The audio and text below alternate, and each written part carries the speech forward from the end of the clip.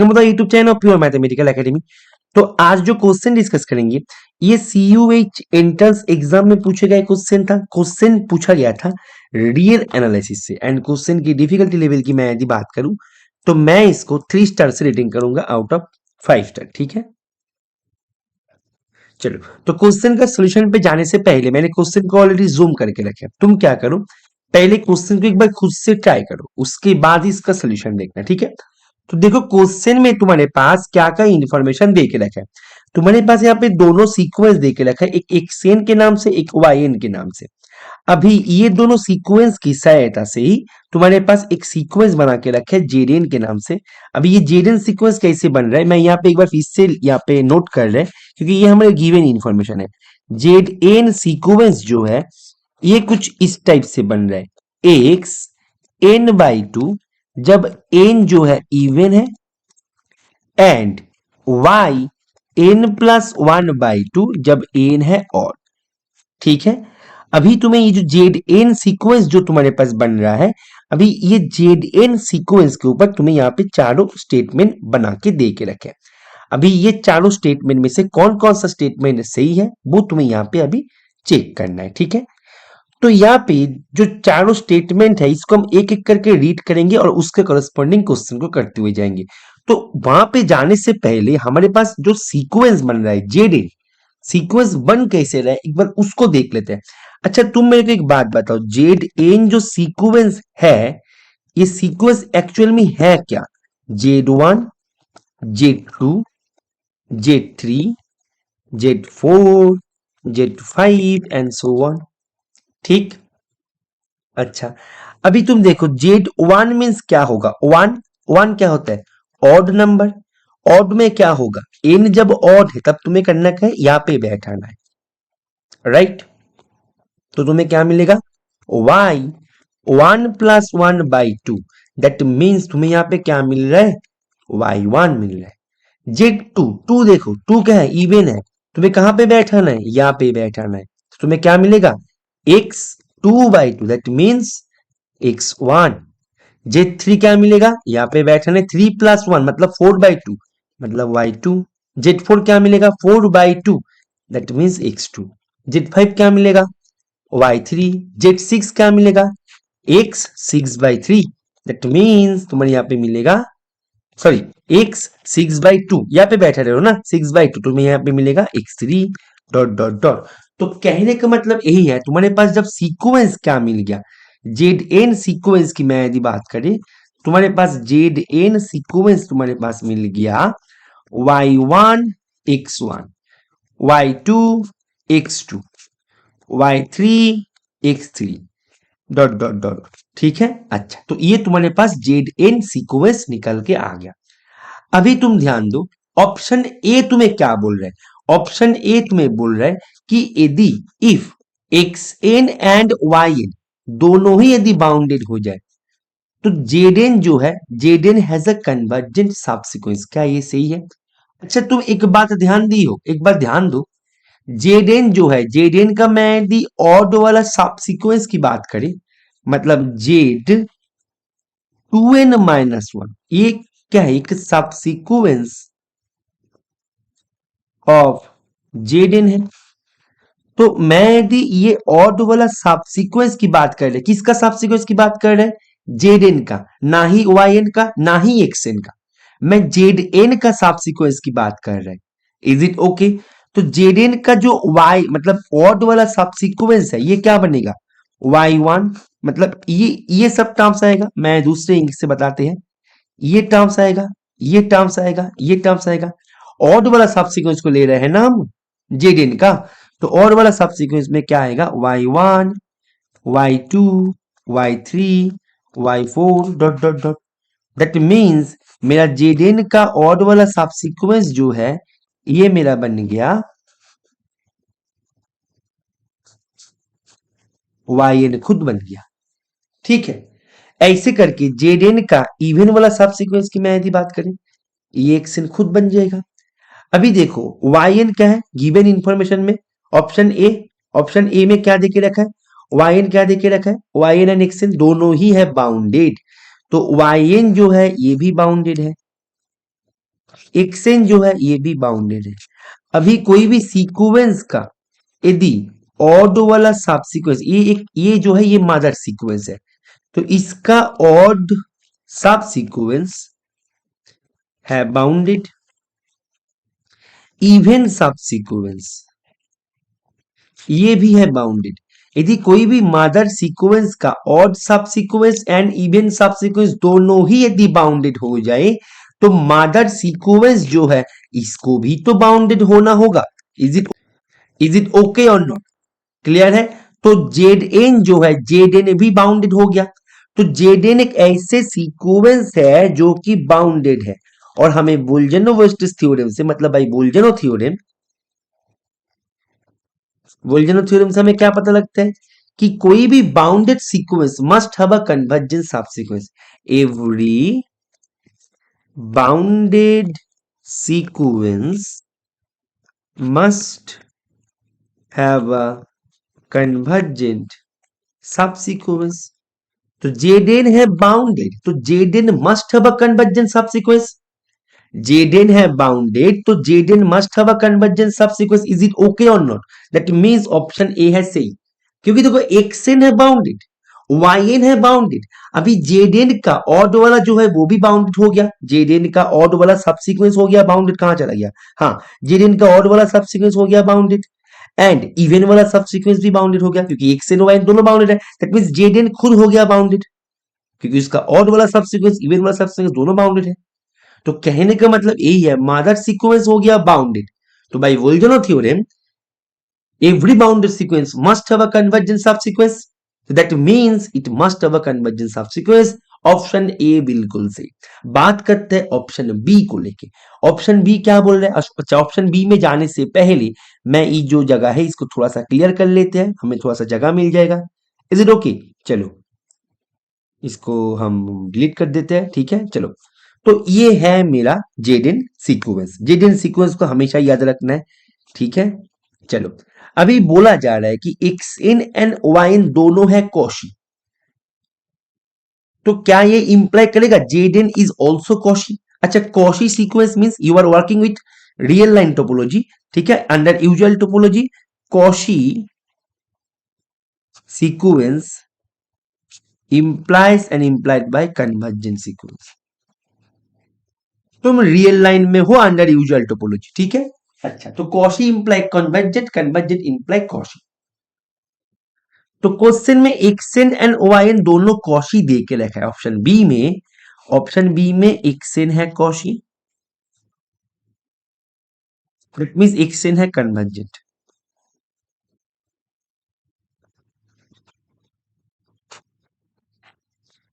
ओआईएन भी है Cauchy, that means ओआईएन जो है ये भी है कन्वर्जेंट। सवाल ये पूछ लिया, क्या जेडेन कन्वर्जेंट होगा? मतलब क्या जेडेन भी कौशी होगा? अच्छा, तुम एक बात ध्यान दो ना, तुम सीक्वेंस के ऊपर नजर डालो ध्यान से। तुम्हारे पास एक्सेन है कौशी, तो एक्सेन को तुमने एक सिंगल टर्न सीक्वेंस ले लो, मतलब कांस्टेंट सीक्वेंस ले लो, कौशी है, कन्वर्जेंट है। एंड ओवाइन को भी एक कांस्टेंट सीक्वेंस ले लो, ऐसे कांस्टेंट ले लो जो कि एक्सेन के बराबर नहीं है। तो तुम्हारे पास जेड एन सीक्वेंस क्या बनेगा? 2 1 2 1 2 1 डॉट डॉट डॉट। देखो एक्सएन सीक्वेंस जो है, एक्सएन का वन वन आएगा, वन आएगा, यहाँ पे वन आएगा, वाइन की जगह पे टू आएगा, टू आएगा, टू आएगा। तो मेरा एक्सएन एंड वाइन दोनों ही कौशी होने के बाद भी जेडन कौशी नहीं हुआ। यहाँ पे जेडन कन्वर्जेंट थोड़ी है, ये तो कन्वर्जेंट नहीं है, not convergent.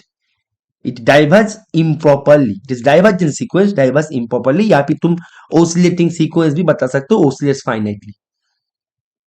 Is it okay? Clear है? तो सिंपल भाषाओं में यदि बोला जाए, ये कन्वर्जेंट नहीं है, ठीक है।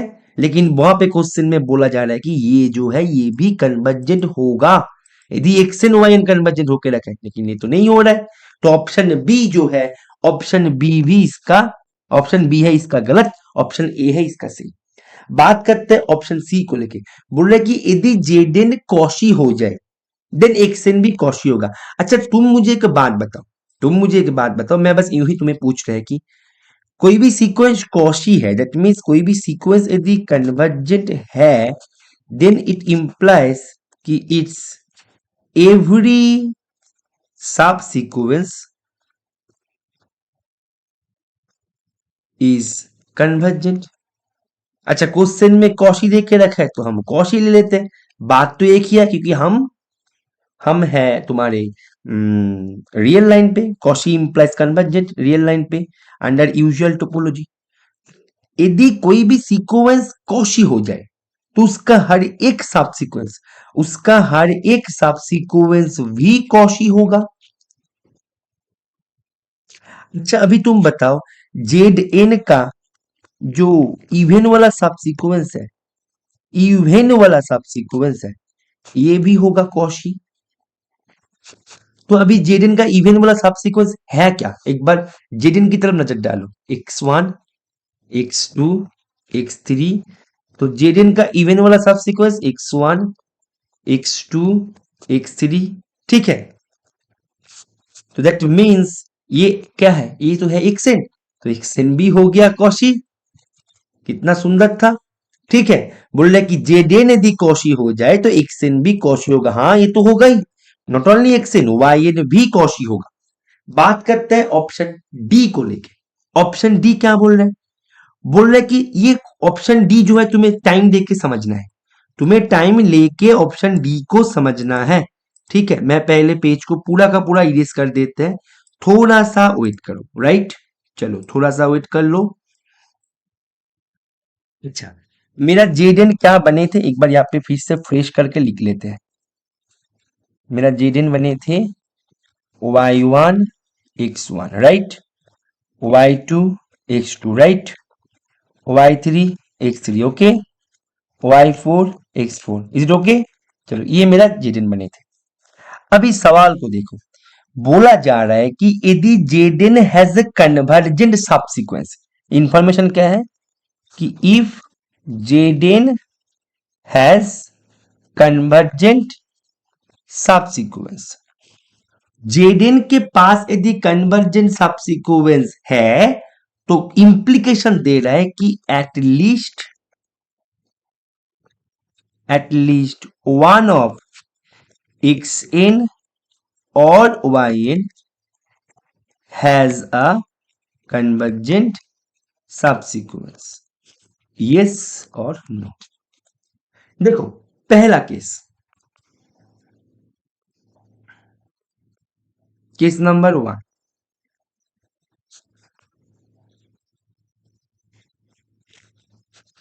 जेडन के पास एक सब सीक्वेंस यदि मिल जाए, अभी मुझे तो नहीं पता कि वो सब सीक्वेंस कन्वर्जेंट सब सीक्वेंस है क्या, क्या पता वो जो कन्वर्जेंट सब सीक्वेंस है, जेडन हैज कन्वर्जेंट सब सीक्वेंस एक्सन, मतलब एक्सन मीन्स जेड 2n वाला। मुझे तो नहीं पता कि वो कन्वर्जेंट सब सीक्वेंस है क्या, इट हैज अ कन्वर्जेंट सब sequence, I don't know about that कि कौन सा सब सीक्वेंस ही कन्वर्जेंट है। तो मैं केस को तो एनालाइज कर सकते, मैंने पकड़ लिया कि ये जो कन्वर्जेंट सब सीक्वेंस है, ये जेड 2n जो है वही कन्वर्जेंट सब सीक्वेंस है, मतलब इसका इवन वाला जो है वही कन्वर्जेंट है। तो इवन वाला मींस एक्सन खुद, इवन वाला मींस एक्सन खुद, दिख रहे हो यहाँ पे, दिख रहे हो ना, एक्सन खुद। तो एक्सन यदि खुद कन्वर्जेंट सब सीक्वेंस हो, मतलब कन्वर्जेंट हो जाए, तो इट हैज अ कन्वर्जेंट सब सीक्वेंस जेडन, तो जेडन मींस जेडन यहाँ पे कन्वर्जेंट है, ये सब सीक्वेंस है कन्वर्जेंट, दैट मींस एक्सन है कन्वर्जेंट। जब एक्सन खुद कन्वर्जेंट है तो एक्सन का हर एक सब सीक्वेंस कन्वर्जेंट हो जाएगा, इन केस में ये ट्रू हो गया। अभी मुझे ये भी तो नहीं पता कि वो कन्वर्जेंट सब सीक्वेंस जेड 2n ही है, वो मुझे को क्या कौन बताए, कोई नहीं बताई, तो मैंने अपने से कंसिडर किया है ना। तो इसीलिए यहाँ पे हमें स्टॉप नहीं करना है, हमें थोड़ा सा और 3-4 केसेस को एनालाइज करना है, राइट। सेकेंड केस कि सपोज जेडन हैज कन्वर्जेंट सब सीक्वेंस, इसका इवन वाला, सॉरी इवन वाला तो लेकर हमने काम किया ना, इसका ऑड वाला। अभी ऑड वाला मींस क्या आएगा, तुम बताओ, खुद बताओ क्या आएगा, बोलो। y1 y2 y3 y4, that means कौन आएगा, बोलो बोलो, yn आएगा। तो ये जो है, ये मैंने पकड़ लिया कन्वर्जेंट, दिस सब सीक्वेंस इज कन्वर्जेंट, तो ये भी कन्वर्जेंट है। तो इसके पास इन्फाइनेटली मेनी कन्वर्जन सब्सिक्वेंस मिल जाएगा, और यहाँ पे तो एटलीस्ट वन दे के रखे। एक्सएन एंड वाईएन में से किसी भी एक के पास एक कन्वर्जन सब्सिक्वेंस मिलेगा ही मिलेगा, यदि तुमने राइट साइड में इसको पकड़ लिया तो मेरा ये केस में भी हाँ ये सही हो रहा है। एक्सएन एंड वाईएन में से वाईएन के पास सब्सिक्वेंस मिल रहा है, ये केस में एक्सएन एंड वाईएन में से एक्सएन के पास सब्सिक्वेंस मिल रहा है। अभी केस वन केस टू को तो हमने पर्टिकुलर लिया, अभी मुझे तो नहीं पता कि कौन सा इसका सब्सिक्वेंस कन्वर्जेंट है। मानो कि इसका एक सब्सिक्वेंस ऐसे है जो कि कन्वर्जेंट है जिन का, जिसका मानो कि जो सब्सिक्वेंस है ऐसे, मानो कि ये जो मतलब सीक्वेंस का टर्म्स है, बस Z1 Z2 Z3 ऐसे टर्म्स है, ठीक है। Z1 Z2 Z3 देना सही नहीं होगा क्योंकि हम सब सीक्वेंस ले रहे हैं ना, तो मुझे नहीं पता ZR1 ZR2 ZR3 सब सीक्वेंस कैसे बन रहे हैं, मेरे को तो नहीं पता ना। सब सीक्वेंस कैसे बनेगा इसका मेरे को नहीं पता, मेरे को बस ये पता है कि इसका सफिक्स जो है ये इंक्रीजिंग सेंस पे है, सफिक्स इंक्रीजिंग सेंस में है स्ट्रिक्टली, बट मुझे नहीं पता कि ये सब सीक्वेंस कैसे बन रहे हैं। मानो कि ये Z1 का टर्म है तो ये मानो कि Z1 मिलियन का टर्म है, ऐसे लेके भी बनाया जा सकता है। बहुत दूर दूर जाके टर्म्स को लेके एक सब सीक्वेंस बना रहे हो सकता है, पॉसिबल। मुझे नहीं पता कि कैसे बन रहा है, इसलिए मैंने R1 R2 R3 ऐसे करके मैंने एड्रेस दे रहा है, ठीक है। तो मानो ऐसे करके ZR1 है, ये ZR2 है, ये ZR3 है, ऐसे करके मानो ऐसे फाइनाइट टर्म्स तक इसने क्या किया, इसने एलिमेंट को या तो x से उठाया या फिर y से उठाया, मतलब या तो x वाला पोजीशन से आ रहा है या फिर y वाला पोजीशन से आ रहा है, मुझे नहीं पता कि एक्चुअल में कौन से पोजीशन से आ रहा है, जो भी आ रहा है एक फाइनाइट टर्म्स तक जा रहा है। अभी ये फाइनाइट टर्म शुरुआत के 2-3 टर्म भी हो सकता है या फिर शुरुआत के 2-3 मिलियन टर्म्स भी हो सकते हैं, मुझे नहीं पता, जो भी होगा फाइनाइट होगा। उसके बाद मानो सभी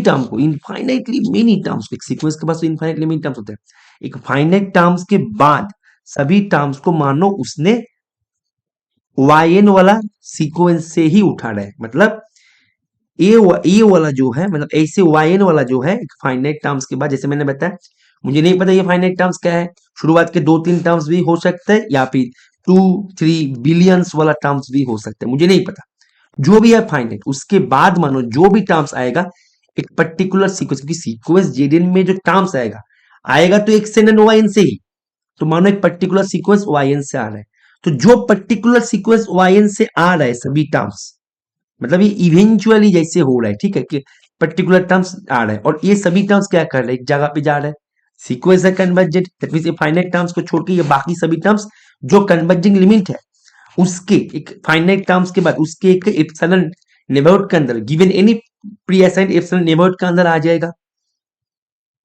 बात को समझो, धीरे धीरे करके समझो, बहुत ही इजी है।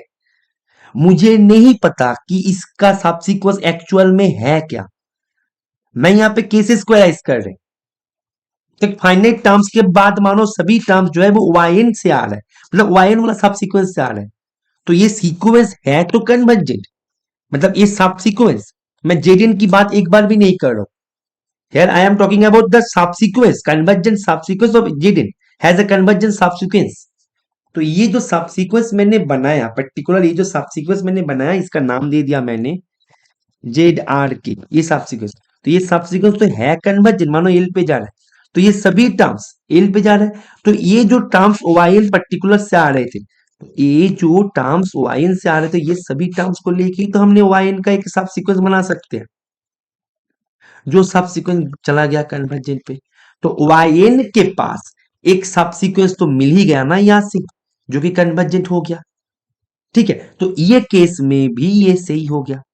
अभी पकड़ लो कि यही बात, हमें तो नहीं पता कि ये पर्टिकुलर टर्म्स जो है फाइनाइट टर्म्स, ये मानो कि ऐसे ओसिलेट कर रहे हैं, एक बार x से ले रहा है तो एक बार y से ले रहा है, मुझे नहीं पता कि कैसे कहां से ले रहा है, जो भी करेगा करेगा तो फाइनाइट टर्म्स।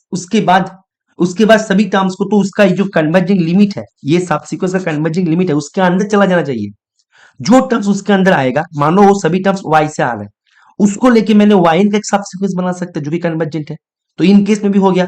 अभी ऐसे ही बात एक फाइनाइट टर्म्स के बाद सभी टर्म्स एक्स इन वाला सब सीक्वेंस से भी तो आ सकते थे, तो उन केस में एक्स एन का एक सब सीक्वेंस मिल जाएगा, तो वो भी हो जाएगा, एक्स एन के नाम दे दिया। ये मानो कि केस 4 है, उन केस में ये हो जाएगा कन्वर्जेंट। बात को समझ में आ रहा है? अभी लास्ट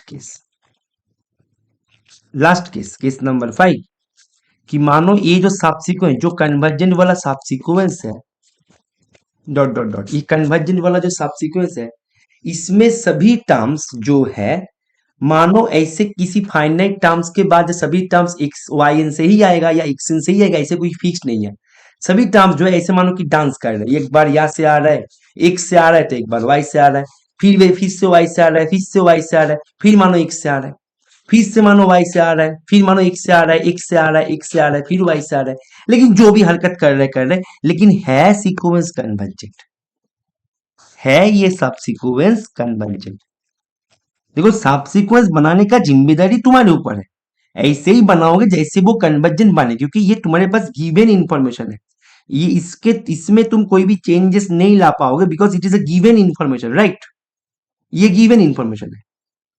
तो मानो ऐसे डांस करते हुए वो आ रहा है, आने दो, कोई दिक्कत नहीं। लेकिन जो भी आए आने के बाद वो तो है कन्वर्जेंट।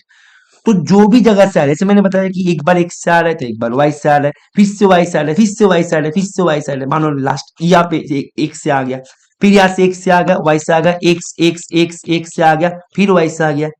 लेकिन जो भी हरकत कर रहा है, लेकिन उसको जाना होगा एल पे।